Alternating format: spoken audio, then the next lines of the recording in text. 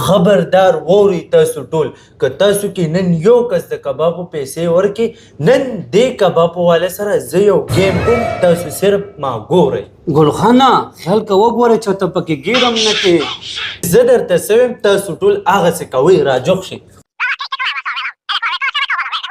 ویټر مونږ له کباب راوړه دا والا به ستا کباب دا زما کباب دله ورکړه دا والا جی نه زما کباب هم دله ورکړه دا والا ستا کباب دا والا به کباب نه زما کباب دله ورکا دا والا به جان زما کباب چې کوم پاتې شو عادله ورکا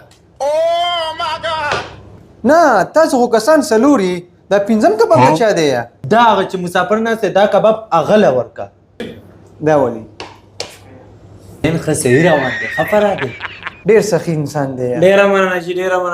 مننه جی مننه آباد اوسې خوراک راپاوه دعاګانې کوه دغسې مونږ ته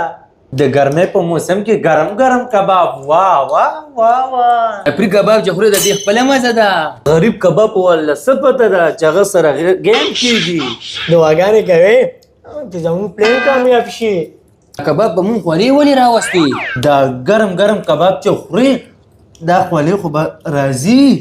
ته کومې پیسې ورکې په ارام کښېنه خوراک راپاوه باندې ما وخوړه صحیح ده زه ځم بس زه ډېر سخي انسان یم چې کله هم په دې لاره ځې راځي که نه نو دلته راځه زه به در باندې پرې کبابونه خورم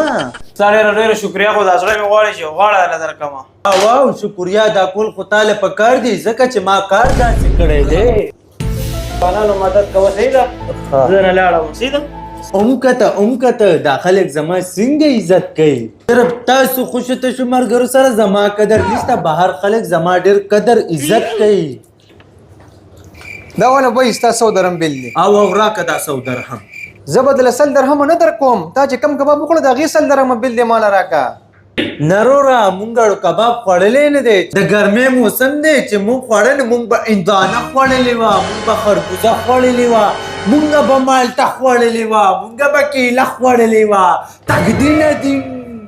بای ما خو تاسو لس 15 پلیټه کباب درکړه مونږ کباب راغوښتي دي تا زما کباب چاله ورکړه دله مې ورکړو چې دله دې ورکړه دا دې درته مخامخ ناست دی د سره ته پوه شه زه درنه لاړم وروره پیسې راکه اوس د کبابو د څه شي پیسې تاله درکم زما والا کباب خو تا ګلخان له ورکو او هغه خو تا وتښتولو زمده نه لاړم وروره اوس ته پیسې راکوه د څه شي پیسې زما والا کباب خو تا دله ورکو پیسې والا زه درنه لاړم والا کباب خو ما ته راوړل شوي نه دي او دا ګوره ما سره خالي جیبونه دي رورجانا خفه کېږه ما که هغې تا سره ګیم کولی شي ما هم ورسره ګیم کړی دی دا بټوال والا دې نه خپل بل کټ کا ګلخانه څه د کمال ایډره سره وه قسم ته خدای چې د ګلخان انډیا کې خو کمال بي که نه زما به ټوسه شوه لاړه مې په اوبو کې ډوبه شوه اوهو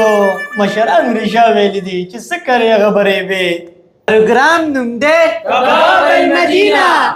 एक बार खाओगे बार बार आओगे